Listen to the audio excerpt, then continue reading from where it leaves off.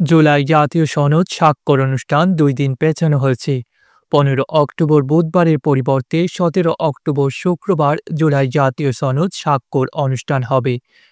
জনসাধারণের অংশগ্রহণের সুবিধার্থে সাপ্তাহিক ছুটির দিনে এই অনুষ্ঠান আয়োজনের সিদ্ধান্ত নেওয়া হয়েছে।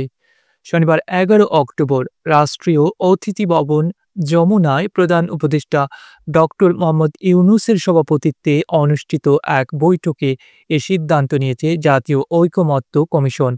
প্রধান উপদেষ্টার প্রেস উইংয়ের পাঠানো এক বিবৃতিতে এ তথ্য জানানো হয়েছে। বৈঠক শেষে কমিশনের সহসভাপতি অধ্যাপক ডক্টর আলী রিয়াজ জানান, জুলাই জাতীয় সনদ স্বাক্ষর অনুষ্ঠান একটি ঐতিহাসিক ঘটনা।